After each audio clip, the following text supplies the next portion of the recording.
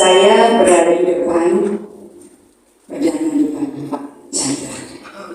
Yang lain sudah yang kedua kali, dan dia lagi sudah kedua kali, tapi merasa wah ada Willy.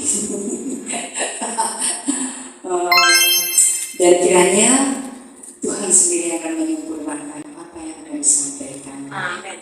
Karena kita adalah manusia terbatas, manusia yang senantiasa mengandalkan pikiran, kekuatan kita. Tapi saat ini saya minta Roh Kudus untuk berbicara di tengah-tengah ibadah pada pagi hari ini. Haleluya. Saya lupa kita ketinggalan. Hati saja. Haleluya.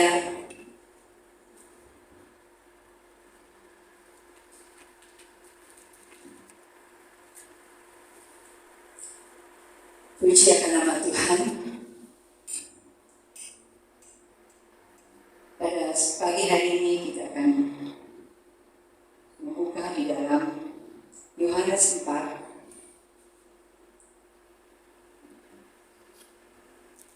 ayat 5 sampai dengan ayat 15.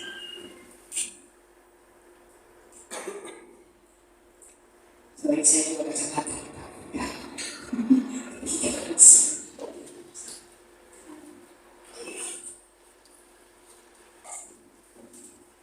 Mari, saya undang bagi berdiri, kita akan membacakan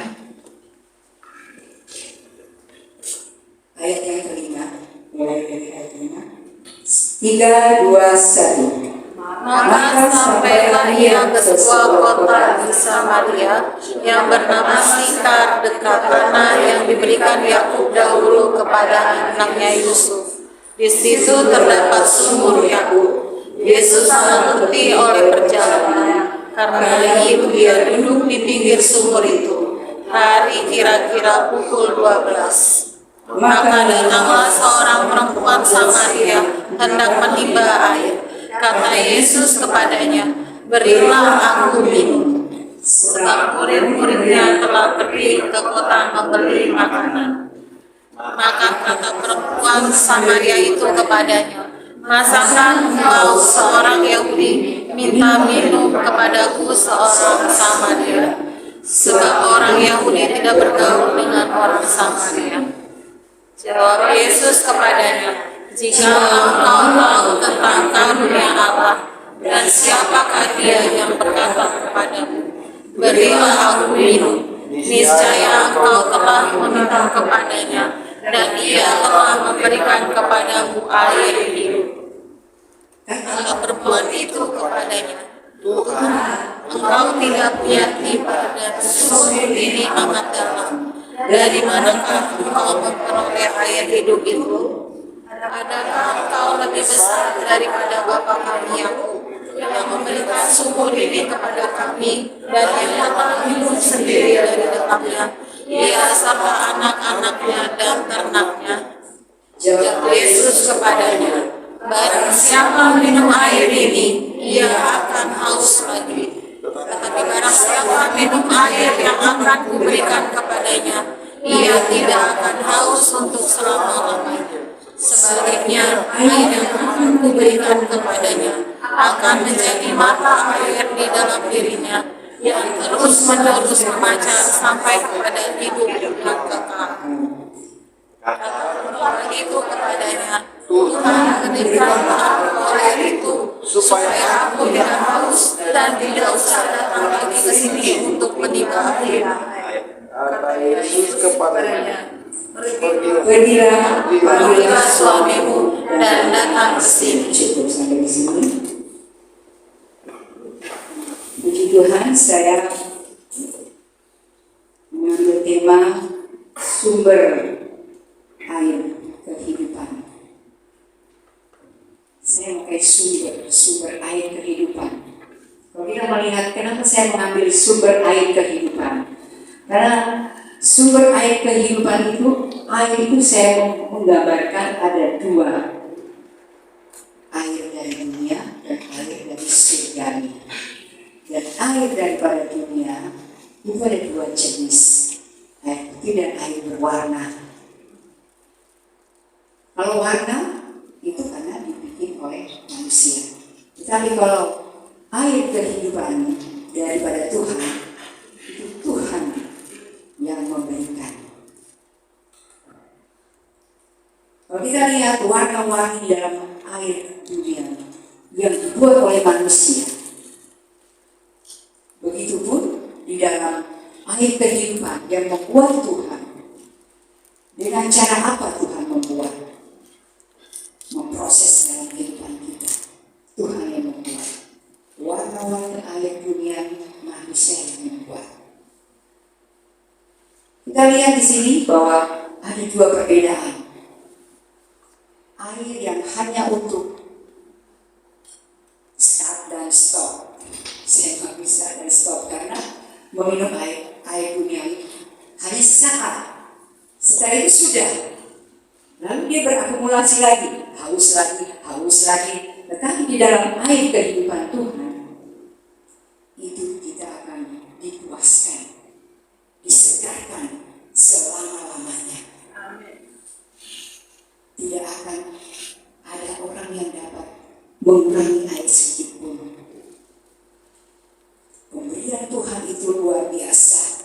Air yang cuma-cuma air kehidupan, yang tidak perlu bayar, gratis. Mungkin kalau air dunia itu masih bisa kita beli, tetapi air surga itu siapa saja yang mengenal Tuhan, Tuhan akan curahkan air kehidupan itu. Siapa saja yang membutuhkan air itu, Dia akan memberikan dengan sepenuh hatinya Tuhan, dengan penuh sukacita. Karena di firman katakan, hai anakku, datanglah kepadaku yang artinya lesu dan berbeban berat. Karena Dia yang memberikan kelegaan kesegaran jiwa kita. Itulah yang dijanjikan Tuhan.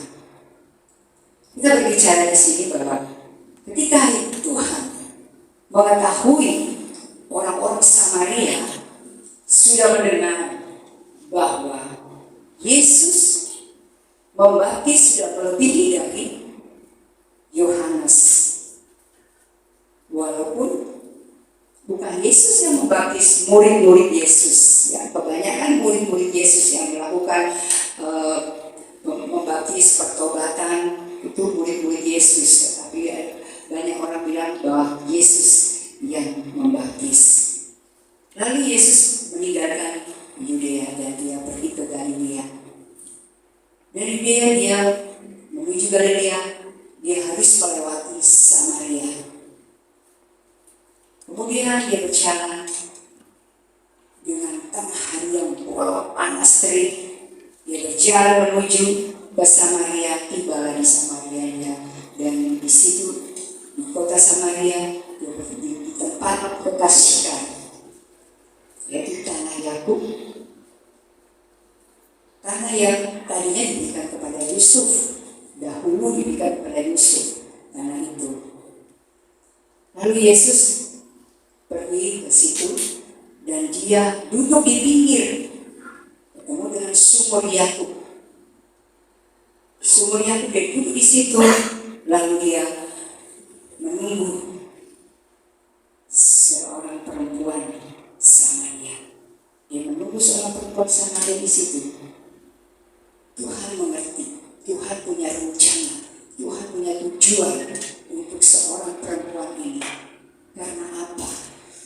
Karena Tuhan tahu bahwa perempuan ini dia memang perempuan yang reputasinya tidak baik di hadapan masyarakat. Dan dia berkata bahwa Yesus berkata bahwa Dia datang, kemudian Dia minta air minum. Berilah aku air. Lalu perempuan ini mengatakan, masa engkau meminta Yahudi meminta kepada orang Samaria, sedangkan orang Yahudi tidak pernah bergaul dengan orang Samaria. Nah, kalau kita melihat di sini bahwa Tuhan pemahakuasaannya Tuhan itu jauh melebihi dari pikiran manusia. Manusia tidak tahu apa yang dikerjakan Tuhan. Ternyata Tuhan tahu bahwa seorang perempuan ini biasanya orang-orang yang datang ke situ berkelompok datang menimba air pagi, waktunya pagi atau malam. Tapi ini perempuan ini dia datang pada siang hari. Mungkin sudah bisa nerka ya, Bapak Ibu sudah bisa nerka. Kenapa dia mau datang tengah hari? Dan Tuhan pun tahu. Padahal Tuhan tidak mengerti, Tuhan tidak tahu. Ya, Tuhan tahu, itulah kemahakuasaannya Tuhan itu. Dia tahu bisa menerobos. Yang mungkin manusia terbatas, tapi Tuhan tidak terbatas. Cara pandang berpikir, cara mengerjakan, cara tujuan Tuhan yang akan dikerjakan, rencananya tidak ada yang tahu. Hanya Tuhan. Keilahiannya, kedaulatannya yang luar biasa. Sehingga perempuan ini dia menarik diri di dalam satu komunitas, sehingga dia berkurang dalam pengetahuan akan segala kebenaran, pengetahuan dalam segala pergaulan itu berkurang di dalam diri dia, sehingga dia merasakan tersendiri. Tuhan, belas kasih Tuhan itu luar biasa mengerjakan seorang perempuan Samaria ini. Seorang perempuan Samaria ini bahwa dari dia nanti akan banyak jiwa yang dimenangkan.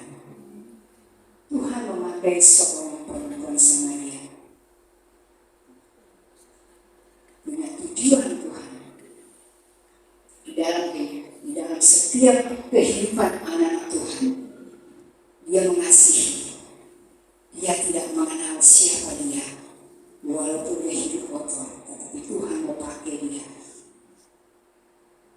Tapi kadang-kadang kita sebagai manusia, kita melihat keberadaan kehidupan orang. Kadang-kadang malah kita menarik diri juga dari pergaulan dengan orang yang merasa dipandang hina.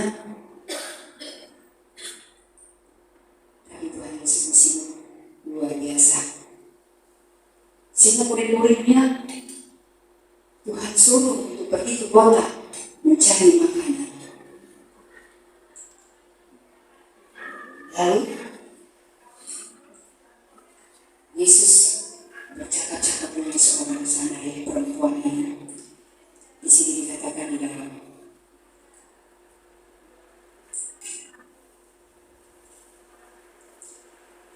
di ayat yang ke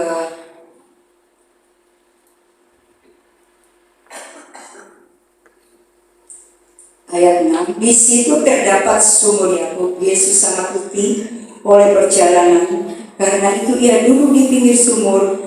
Hari kira-kira pukul 12, maka datanglah seorang perempuan Samaria hendak menimba air. Kata Yesus kepadanya, berilah aku minum, sebab murid-muridnya telah pergi ke kota untuk membeli makanan.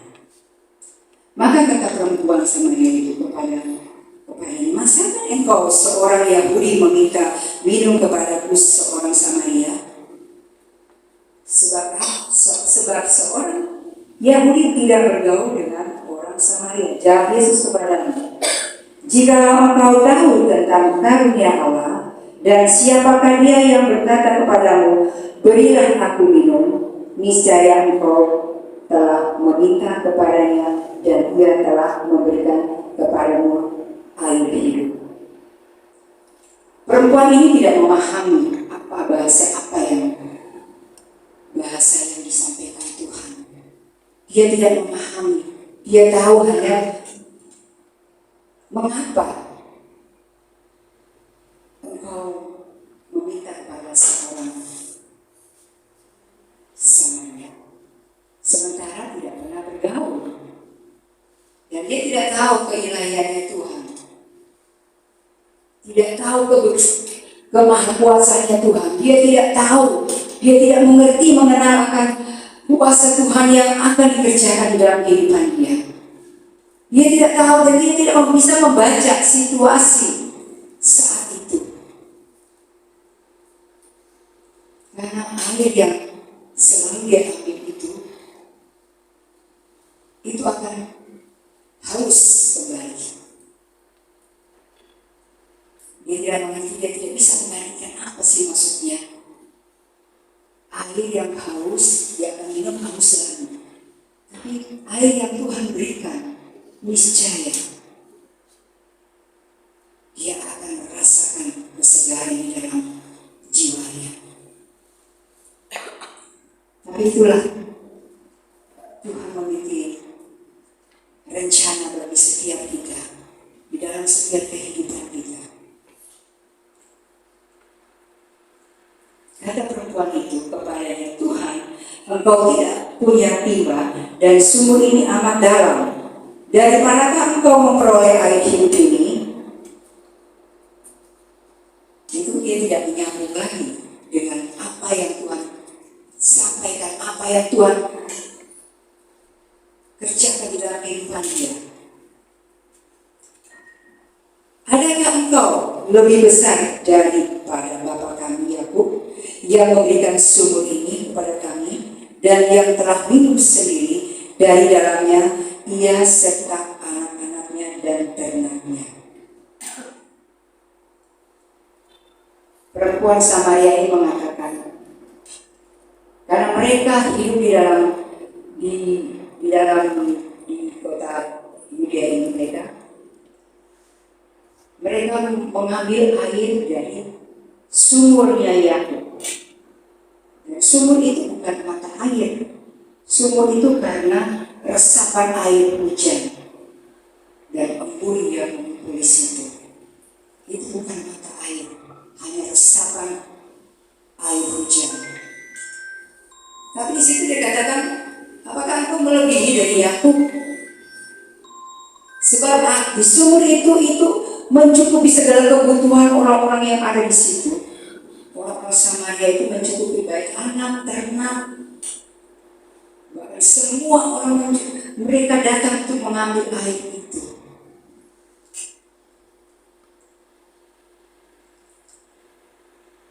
Jawab Yesus kepadanya, barang siapa minum air ini, ia akan haus lagi. Tetapi barang siapa minum air yang akan kuberikan kepadanya, ia tidak akan haus untuk selama-lamanya. Sebaliknya air yang akan kuberikan kepadanya akan menjadi mata air di dalam dirinya, yang terus-menerus memancarkan sampai hidup yang kekal. Puji Tuhan. Tuhan menjanjikan bahwa ketika kita minum air kehidupan, mata air itu akan memancarkan di dalam kehidupan sampai pada kekekalan. Tapi kalau kita lihat bahasa memancarkan itu berarti sesuatu wujud yang harus kita ciptakan, kita bangun di dalam kehidupan sehari-hari. Bagaimana dia cara untuk menciptakan, membangun kehidupan sehari-hari? Bergaul dengan Allah, selalu berketerhubungan dengan Tuhan. Sekali Yesus tetap Yesus. Kita lihat sedang viral, artis-artis banyak yang meninggalkan Tuhan. Karena mereka tidak tahu. Mereka tidak mengenal tentang kasih Tuhan. Mereka tidak mengenal tentang cintanya Tuhan. Mungkin mereka tidak mengenal kasih mula-mula kali ya. Saya mereka pasti mereka tidak mengenal kasih mula-mula. Mungkin hanya sekedar karena kekristenan dari masa kecil yang terbiasa kehidupan sehari-hari, mereka mengalami tidak ada ketakutan, tidak ada ketaatan, tidak ada kesetiaan di dalam kehidupan. Jadi mereka bebas. Mereka menggunakan kekuatannya diri sendiri selagi ada banyak harta, selagi berkelimpahan segala sesuatu yang ada dalam hidupnya, sehingga mereka diperhadapkan satu masalah tantangan langsung kabur.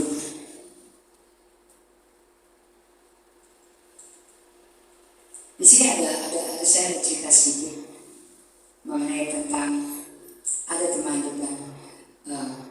Tante, aku baru masuk Kristen. Oh, kok bisa?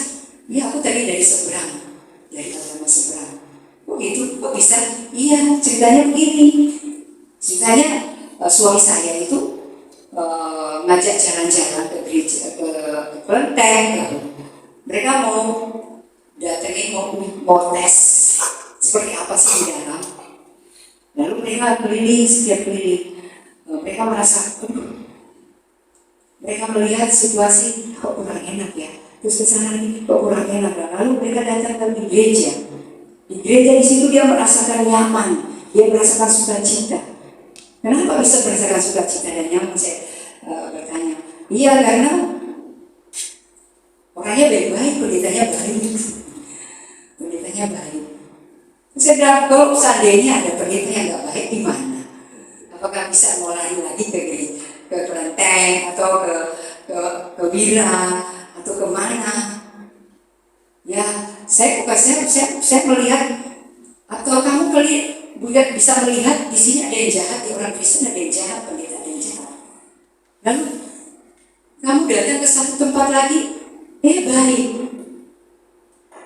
Terus saya bertanya, jadi kalau mengukur ukuran kamu itu baik itu disamakan atau masuk surga ya? Saya bilang gitu. Terus dijawab, wah, dia bingung, dia diam. Karena biasa orang baik itu mesti masuk surga, katanya belum tentu. Kalau orang baik itu banyak orang baik, tapi kalau orang benar itu, kalau benar pasti baik. Kalau benar itu pasti baik. Kalau baik itu belum tentu benar. Saya bilang itu, lalu dia bilang, oh iya ya. Jadi satu-satunya jalan keselamatan itu hanya di Kristus. Saya bilang, tetaplah hatimu tertanam di situ aja. Gak usah kamu mau pindah melihat kebaikan baik-baik. Karena dia selalu menceritakan kebaikan-kebaikan. Orangnya baik-baik. Nah nanti suatu waktu kamu bisa ketemu sama pendeta jahat. Ada pendeta jahat. Ada pendeta jahat. Bahkan seperti Raja Firaun. Saya nggak tahu Raja Firaun. Ada Raja Firaun juga loh ya. Tapi dia tidak mengerti. Saya bilang ada yang jahat juga, pendeta yang jahat gitu. Ya, saya mau tetap setia dan memilih Tuhan. Nah dia sudah pelayanan juga. Lalu saya bilang puji Tuhan. Betapa Imojang, Boya dan Jack tipu oleh tuan rayuan dunia yang membuat kita kebingungan. Karena mengukur dengan kebaikan. Karena kita belum tentu satu baik, besok belum tentu baik. Baik lagi, pasti ada masalah. Ayo, gimana kalau ada masalah pasti akan berubah wujud singa atau wujud apa, wujud setan. Tapi ada loh manusia, ada. Saya bergumul dalam keluarga, ada di keluarga kami juga lagi bergumul memang. Tolong bantu doa mamanya, tolong bantu doa. Mama angkat dengan anak tidak akur. Jadi sedang pergi dengan sepupu. Ada masalah di dalam keluarga. Jadi istrinya almarhum dengan anak angkat ini tidak baku cocok. Jadi semuanya sudah viral di tengah-tengah keluarga. Dan kemarin kami ada pertemuan keluarga merayakan Paskah Esane Paslaten di Rawamangun. Kebetulan Pak Felix disuruh bahwa tadinya suruh aku jangan, lu kan kamu mau nikah, kan keluarga mau nikah Paslaten, marga mau nikah yang bahkan terima. Jangan saya suami, saya bilang itu bisa masihkan suami. Dia membawakan hanya pendek saja. Tapi saya yakin dan percaya bahwa Tuhan itu luar biasa dalam setiap kehidupan kita. Di situ banyak orang kita bertanya, aduh banyak. Saya bilang bantu doa supaya. Dan saya ajak memang, karena istrinya ini kan dari Muslim, takutnya nanti dia balik lagi. Sementara dia punya anak 2 yang lucu-lucu dan ganteng, umur 10 tahun dan 6 tahun. Saya merasa terbeban bergumul buat keluarga kami ini. Dan memang waktu itu kan saya mengajak Pak Chandra Buyan ya. Tapi karena kehendak Tuhan itu beda dengan kehendak manusia. Jadi kita biarlah kehendak Tuhan menjadi. Saya yakin dan percaya bahwa perpisahan itu bukan akhir dari segalanya, tetapi ada langkah ke depan untuk kita masih bisa menjangkau mereka lagi dengan cara-cara Tuhan. Mungkin semua itu ada maksud dan rencana Tuhan kenapa dipanggil dia, supaya 2 ini bisa berpikir, bisa mengoreksi masing-masing punya diri. Tetapi yang anaknya luar biasa keras. Itu saya bantu doa untuk anak ini, karena dia sudah terbiasa dalam kehidupan yang wah, dimanjakan sama papanya, dan sekarang ini mamanya datang dari Manado. Mamanya datang, padahal sudah diceraikan. Jadi dia hidup tersendiri nih. Saya punya sepupu ipar ini hidup sendiri di kamar. Semua yang tadinya dia belanja sekarang mamanya dikasih ke mamanya. Anaknya memberi ke mama aslinya. Sementara perempuan lagi, harusnya nggak malu, orang sudah dicerai dia datang tinggal di situ lagi. Ya itulah tuh. Tapi biarlah semuanya itu serahkan kepada Tuhan. Saya yakin dan percaya apa yang ditabur oleh manusia dan dia akan menuai sesuai dengan apa yang dikerjakan. Dan saya beri penghiburan buat istrinya ipar ini, sepupu ipar saya ini. Saya beri penghiburan, saya ajar dia ikut ke pasca di Rawamangun, saya bawa dia dan dia merasa senang, dia merasa happy, anak-anaknya juga bisa mencari telur di situ. Dan itulah yang dapat sebagai anak Tuhan perbuat apa yang kita bisa lakukan, dan selebihnya biar Tuhan Roh Kudus yang bekerja untuk dalam dirinya. Kita lanjut lagi dalam pembicaraan dalam kehidupan juga. Kita melihat bahwa kata perempuan itu kepadanya, Tuhan, berikanlah aku air itu supaya aku tidak haus dan tidak usah datang lagi ke sini untuk menimba air. Di sini dia sudah mau menerima kasih karunia yang Tuhan sudah berikan.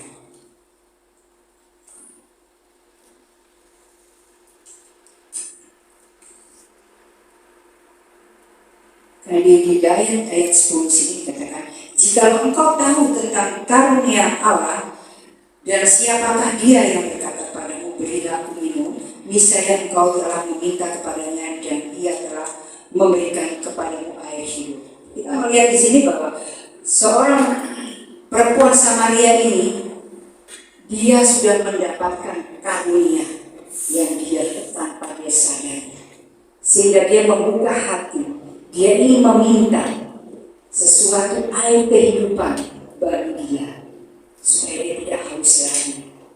Tapi dia belum mengerti ungkapan kata-kata itu, perumpamaan kata-kata Yesus. Dia belum sampai pada situ. Tetapi setelah dia mengenal bahwa waktu dia mengatakan, kata Yesus kepadanya, pergilah, panggillah suamimu dan datang ke sini. Kata perempuan itu, aku tidak mempunyai suami. Kata Yesus kepadanya, tepat katamu bahwa engkau tidak mempunyai suami. Memang dia mengatakan jujur, memang dia tidak mempunyai suami. Cuma 5 suami, tapi bukan suami dia.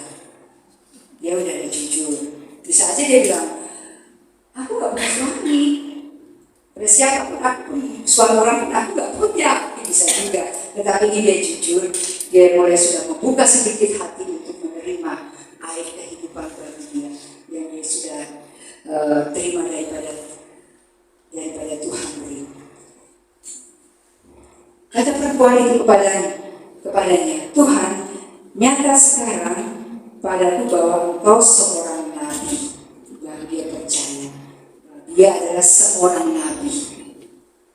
Dan setelah itu luar biasa bahwa apa yang dikerjakan perempuan ini, dia pergi ke kota, dia meninggalkan tempayannya air itu, dia lari langsung, dia pergi memberitakan bahwa dia adalah nabi, sehingga dia memenangkan banyak jiwa bagi Tuhan di dalam kehidupan kita.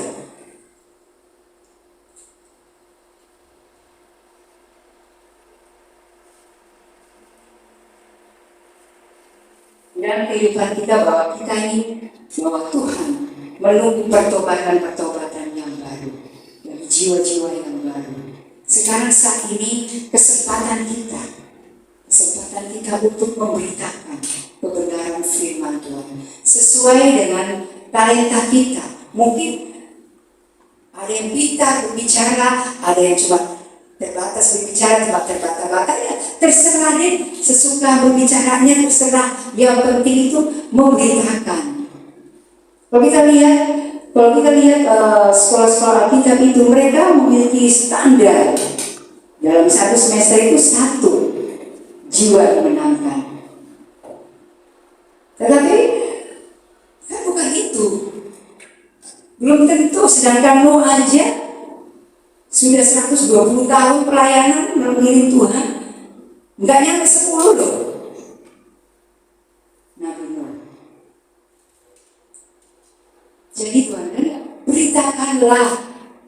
Gak usah kita memiliki target, yang penting kita memberitakan kepada seorang satu dan yang lain. Lakukan bagianmu, selebihnya Tuhan Roh Kudus yang bekerja di atas dirinya. Itu saja.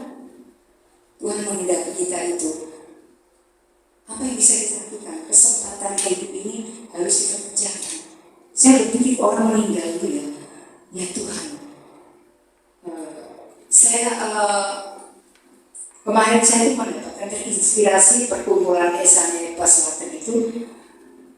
Saya melihat rumah banyak para janda kumpul bersama, mereka bagian bingkisan, mereka kumpul bersama, mereka bernyanyi. Hidup ini adalah kesempatan. Saya mendapatkan inspirasi dari Tuhan. Ada yang sudah bertongkat, ada yang sudah berjalan sudah kuat, hanya duduk. Saya melihat di situ, Tuhan, ini adalah hidup kesempatan. Belum tentu tahun depan bisa bertemu kembali. Belum tentu, apalagi saya melihat ada satu ibu namanya Tante Agnes, dia cuma mengikut, gak mendengarkan, tapi dia memuji. Saya melihat ada sesuatu yang di dalam dia itu sudah tidak lama lagi kayaknya umurnya. Tapi ada gambar Tuhan. Saat ini adalah kesempatan yang indah untuk bertemu dengan orang satu dengan lain. Apa yang bisa kita lakukan bagi Tuhan? Itu adalah contoh dalam kehidupan kita. Kalau kita melihat orang tua seperti itu, bagaimana kita yang muda-muda? Kesempatan, belum tentu kita bisa ngobrol. Oma ini dan ini bisa ngobrol satu dan ini, tapi ini kesempatan mereka itu mencurahkan, menciptakan kebaikan Tuhan. Wah, luar biasa bahwa sukacita yang saat itu bertemu dengan Esane, keluarga Paselatan itu nama daerah. Jadi Paselatan itu nama daerah di Tumaluntun. Nah itu mereka membuat setiap tahun 2 kali Paskah dengan Natal itu selalu ada pertemuan. Nah di situ saya merasakan bahwa Tuhan itu bekerja di dalam segala hal. Tuhan bekerja di dalam saat kita merasakan dalam titik terendah kita bisa melihat, terinspirasi sesuatu yang membangkitkan iman kita kembali. Luar biasa kalau Tuhan mengerjakan kepada kita, pada setiap kita, langsung kita connect, kita langsung, oh iya Tuhan, saya harus melakukan yang terbaik apa yang Tuhan lakukan untuk memberitakan Injil ke ujung dunia. Gak perlu untuk mencapai target, aku dapat 1 masuk Kristen, aku bawa 1 masuk ke gereja 2. Enggak itu tuntutannya Tuhan, bukan itu. Tuntutannya beritakanlah, ceritakanlah kebaikan Tuhan, menyaksikan kebaikan Tuhan. Yang penting kita melakukan bagian kita aja. Selebihnya Tuhan yang beracara. Gak usah khawatir. Di dalam Yesaya 41 ayat 10 mengatakan, janganlah engkau takut. Aku menyertaimu, janganlah engkau bimbang, sebab aku ini Allahmu. Aku akan meneguhkanmu dan memegang dengan tangan kananmu dan membawamu pada kemenangan. Luar biasa kan? Kemenangan-kemenangan yang kita dapatkan, kita bisa memberitakan Injil satu aja, menceritakan kebaikan. Belum tentu orang bisa menceritakan. Ayo. Adakah sekarang saat ini yang sudah menceritakan kebaikan Tuhan? Enggak semua.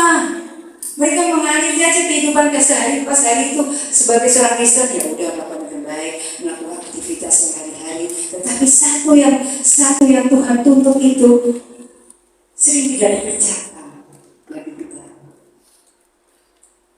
Itulah berbeda memang kalau kita memiliki hati itu. Tidak semua yang diberikan hati itu, tetapi belajarlah coba untuk melakukan kesempatan. Gak usah bahasa yang pinter-pinter deh, bahasa yang intelek, bahasa yang sederhana aja. Ya Tuhan itu baik, menceritakan pengalaman kehidupan yang sederhana aja. Kadang-kadang orang Kristen ini harus ada yang mengarahkan. Kalau sudah masuk dalam jalan yang akan menghidupi kebaikan Tuhan, kasih karunia Tuhan sudah cukup. Itu belum cukup. Tuhan tuntut untuk kita menjangkau jiwa, menceritakan kebaikan Tuhan.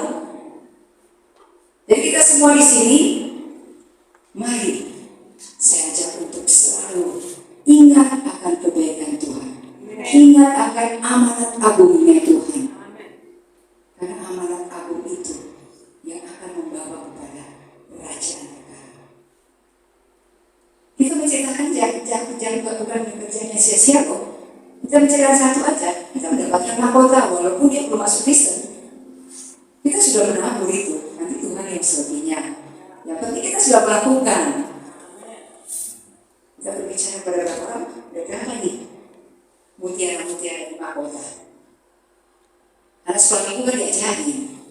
Kalau kita membawa jiwa 1 dapat bintang, membawa jiwa 2 dapat bintang 2. Ya begitu pun dalam kerajaan surga pun begitu, kita akan mendapatkan sesuatu yang luar biasa yang Tuhan kerjakan. Itulah kasih karunia Tuhan dan Tuhan berikan kepada kita. Menolong bagi sesama, memperhatikan sesama. Tuhan taruh di dalam hati kita. Tidak semua orang Tuhan menaruh di dalam hati kita kebaikan, kebenaran. Itu adalah kasih karunia yang Tuhan berikan dalam kehidupan kita. Tidak semua, tetapi kita semua bisa. Karena itu tadi zona nyaman, masih ada keegoisan, masih mau memegang, aku mau beri kurang. Aku mau beri kurang. Masih ada itu pikiran itu di dalam setiap anak Tuhan. Tapi mari kita mau belajar memiliki hati belas kasih karunia yang Tuhan berikan dalam kehidupan kita. Kasih karunia itu luas dalam hal memberi, di dalam hal mencakup jiwa, talenta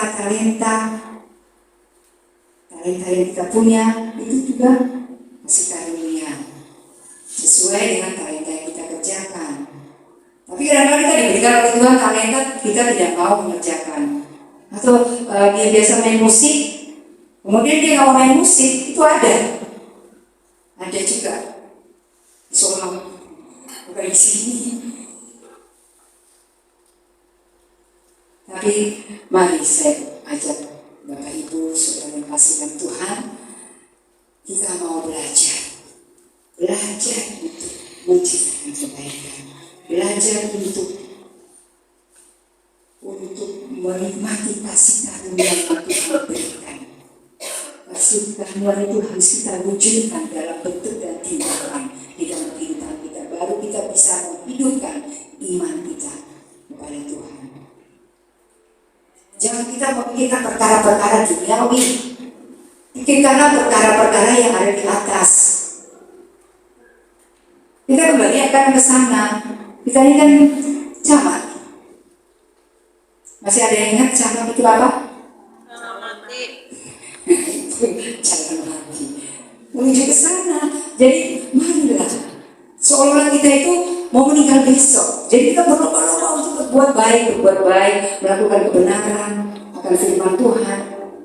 Berlomba-lomba satu daerah siapa yang jadi masuk surga. Ya seolah-olah seperti itu. Jadi itu memicu kita mensentuh hati kita mau melakukan apa yang Tuhan punya mau dalam kehidupan kita. Jadi kita mau hidup kudus di hadapan Dia, belajar hidup kudus. Hidup kudus, tahukah adalah betul. Tahukah kau bahwa kau rumah Allah? Tahukah kau bahwa kau rumah Allah?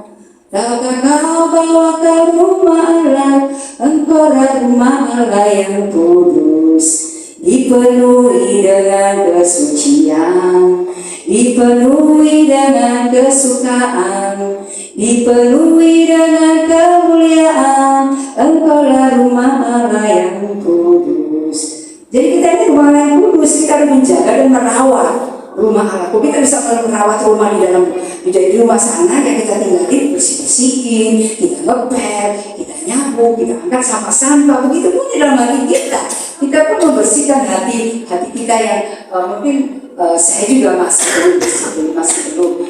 banyak juga kesalahan. Jadi saat ini mau belajar juga, Tuhan mengingatkan untuk belajarkan bersih-bersih dalam pikiran yang kotor, pikiran negatif, perkataan yang tidak benar, perbuatan yang tidak benar, dari hati sombong itu harus kita bersihkan dalam diri kita supaya kita memperoleh hidup yang kudus di hadapan Tuhan. Jadi mari baiklah kita mau senantiasa mau fokus dan pandang akan kepada kebenaran itu, keselamatan yang Tuhan berikan dengan cuma-cuma. Puji nama Tuhan. Dan kiranya sampai di sini firman yang saya sampaikan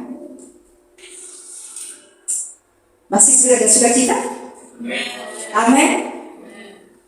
Haleluya. Puji nama Tuhan bahwa Tuhan itu baik di dalam kita selalu bersandar dan berharap kepada Dia. Kita mau berpegang tangan dengan Tuhan. Kalau pegang tangan Tuhan itu bukan begini. Pegang tangan Tuhan itu seperti ini. Dan begini, ini manusia, ini Tuhan. Tapi terkadang manusia itu ada masalah, problem, tantangan yang Tuhan tidak dengan melepas. Tapi Tuhan tetap pegang. Tuhan akan menunggu kita. Tuhan akan selalu memegang kita.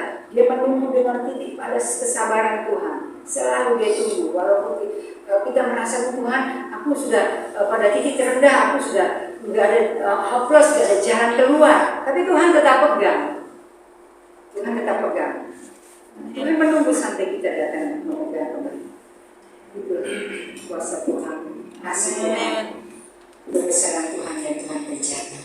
Kita jangan melepaskan tangan kita kepada Tuhan. Walaupun kita lepas, Tuhan masih tetap pegang. Tadi Tuhan masih tetap pegang dengan tangannya yang perkasa di dalam kehidupan kita. Inilah terima kasih buat kesempatan yang saya sudah sampaikan firman, dan kiranya Tuhan akan memberkati kita semua. Haleluya. Saya undang Ibu yang ngajak berapa bisa